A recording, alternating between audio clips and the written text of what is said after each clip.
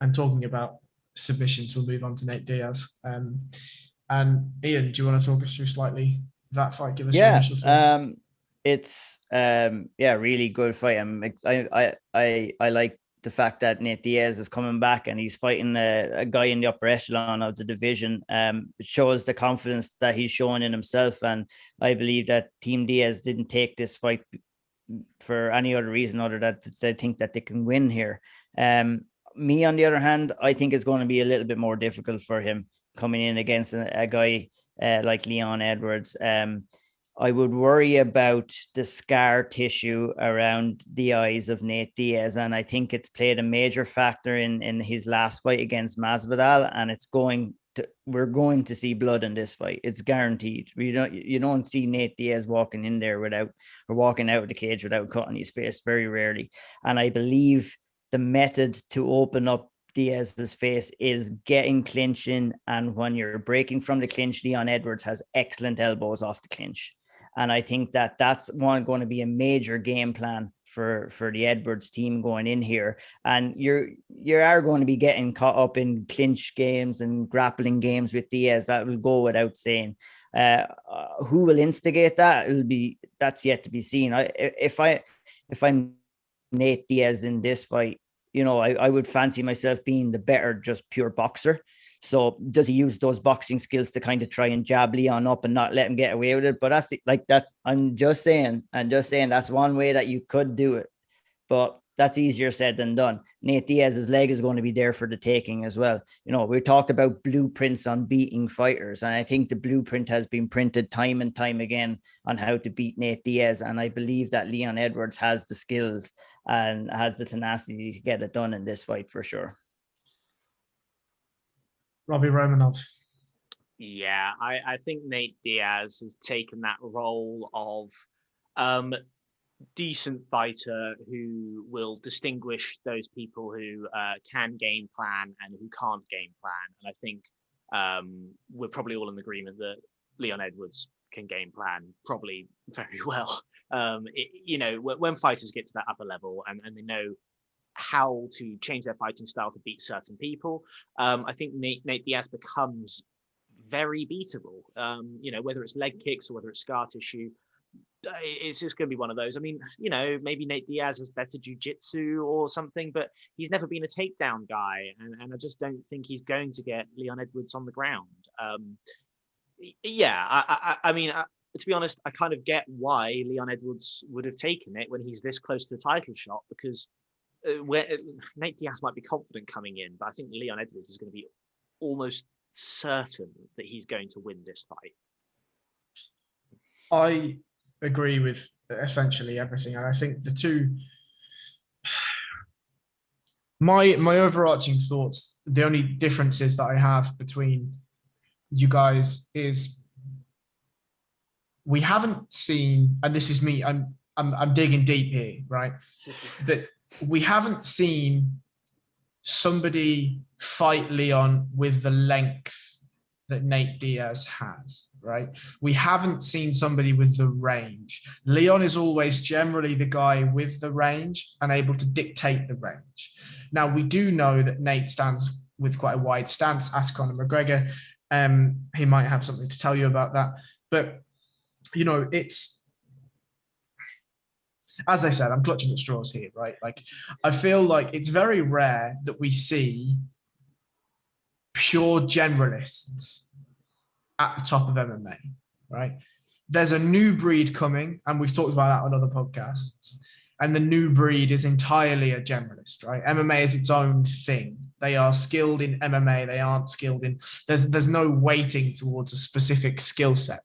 Whereas even to this day, generally, even if you look at a Valentina Shevchenko or whatever, who's another really, really good all-round fighter, Piotr Jan or Davis Figueiredo, right? They still have their specialties, right? Leon doesn't seem to have that, right?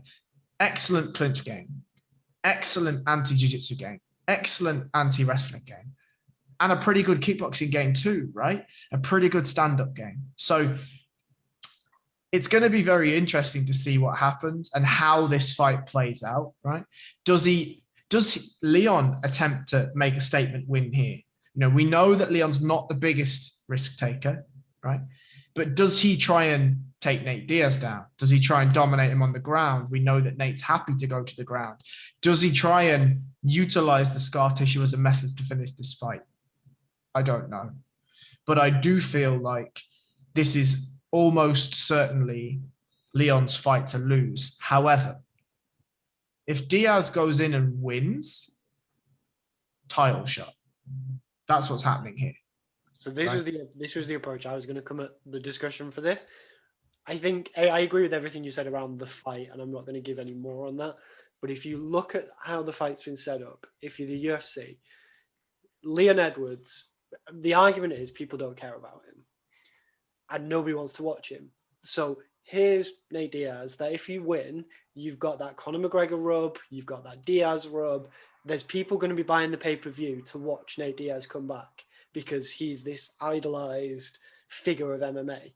You give Leon Edwards that rub. They tried to do it with Tyron Woodley last year in England when he was fighting in England. They've tried to give him clout off people to build his brand and fandom. This is the best opportunity for him to get that. But it's win-win for the UFC. Because if Leon loses, well, nobody cares about him anyway. And you've got Nate Diaz now, who you can throw straight in a title shot. You could sell 1 million pay-per-views and cash in and go, great. We didn't really care about the result. We're just going to make money either way. And I think that it's just smart business decisions from the UFC, which works. They're a good business at times. Can I offer this as potentially UFC's very fringe, very vague plan, right? We do Nate Diaz, Leon Edwards. Nate Diaz wins, right? Conor McGregor versus Dustin Poirier. McGregor wins. McGregor fights Charlie Olives, gets the win, wins the 155-pound belt, right?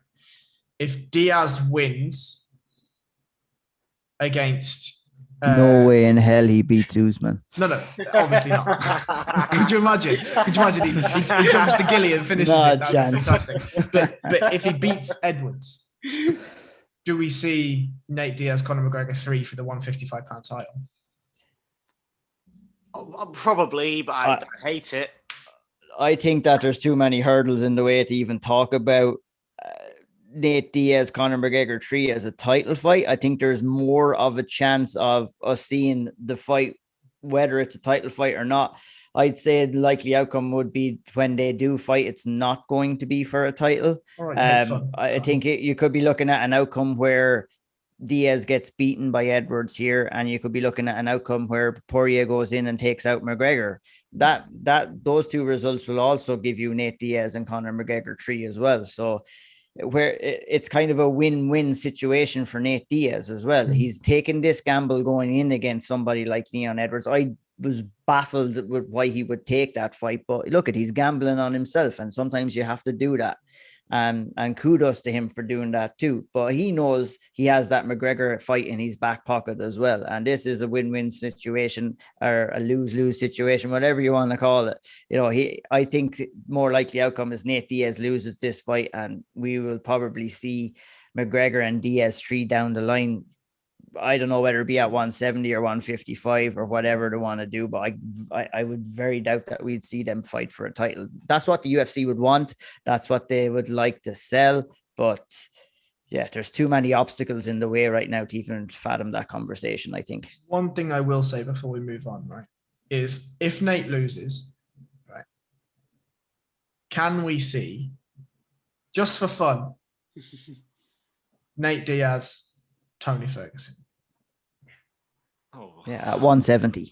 But you're at 170. Yeah, 170. I think you're going to struggle to get Diaz to go back down to 155. Yeah, that's fine. Who gives a fuck? Just let Tony. Let's have some fucking fun, guys. Let's have some fucking fun. I'd enjoy the press conference. Just those two being batshit around each other would be quite fun. Brilliant.